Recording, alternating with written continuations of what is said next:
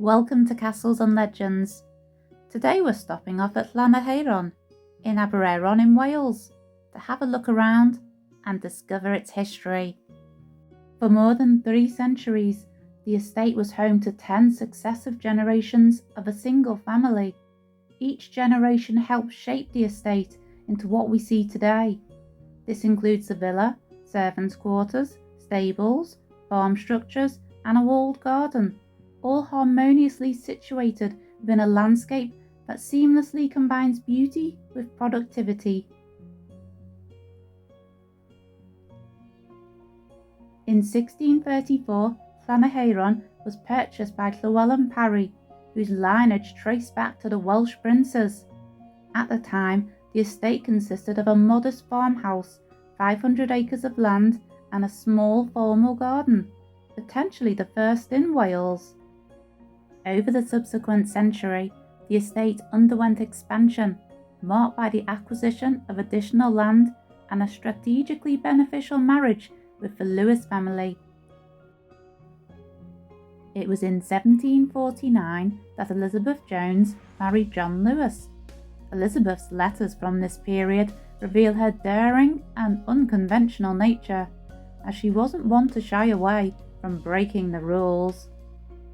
At the time, her husband held the position of a Justice of the Peace, and when a ship ran aground at Llanvistud, he was tasked with the duty of apprehending and prosecuting looters from the shipwreck.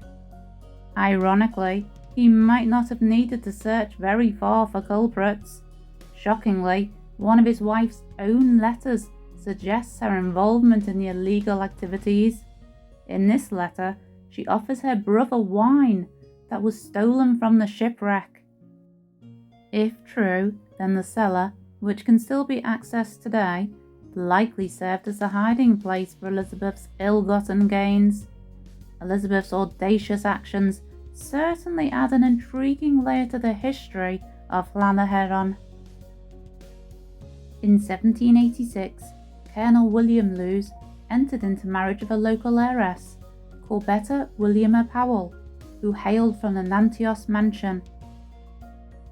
Corbetta's union with Colonel Lewes not only elevated the social standing of the Lewis family, but also brought a substantial dowry, thought to have been £5,000. This dowry played a crucial role in financing the renovation efforts aimed at transforming the existing farmhouse into the splendid Georgian structure we see here today. Account books from the time hint that the marriage was for love as much as social status. The books show trips and gifts he bought for Corbetta throughout their lives. In the 1790s, the architectural transformation of the estate began under the guidance of the architect John Nash. What was once a humble farmhouse was reimagined by Nash into the graceful villa that stands proudly today. At the time he was commissioned for the project, John Nash was a relatively obscure architect from London. However, his work on this estate marked the beginning of his ascent to fame. Nash went on to establish himself as a celebrated Regency architect, most notably recognised for his designs of iconic structures such as the Royal Pavilion in Brighton and Buckingham Palace. The estate's villa is a charming 2-storey structure centred around a cobbled courtyard. Inside, an elegant staircase ascends to the upper floor, where 8 rooms are situated. The drawing room offers picturesque views of St Non's Church, a project that John Nash was also involved in remodelling.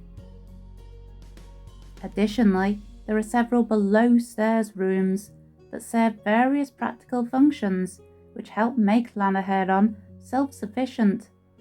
These rooms include bedrooms for the servants, beer cellars, a butler's pantry, a well-equipped kitchen, a scullery, a game larder, a dairy, a cheese press room, a bakehouse, a smokehouse, a brewhouse, and a dry laundry room.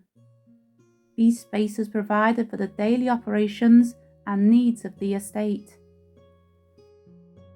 Upon the passing of his father in 1828, William and Corbetta's son, John Lewis, inherited the estate.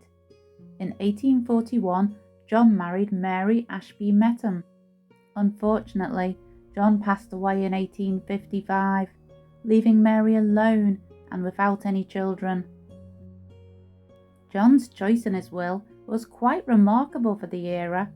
Instead of passing the estate to his nephew, he named his sister and her daughters as the heirs. Additionally, his will included a provision that allowed Mary to reside at the estate for the duration of her life as long as she did not remarry. However, since she did not own the estate, she was unable to make any alterations or modifications to the property.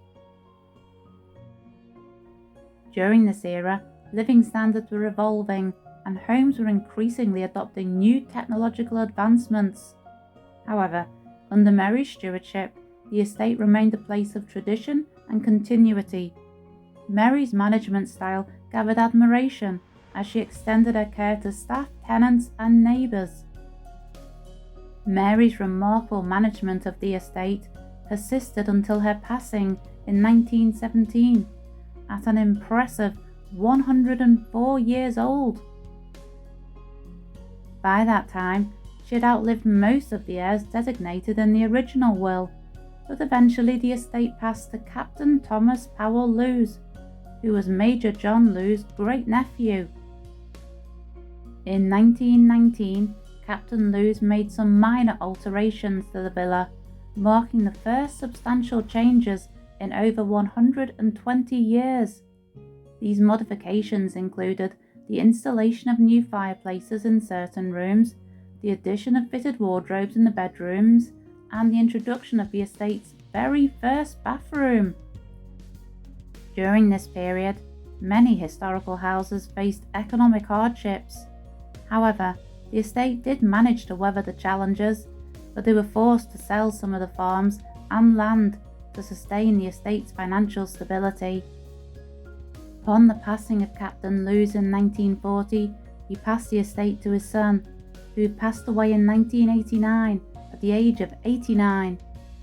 In his will, he bequeathed the remaining estate, encompassing 760 acres, as well as the villa and farm, to the National Trust.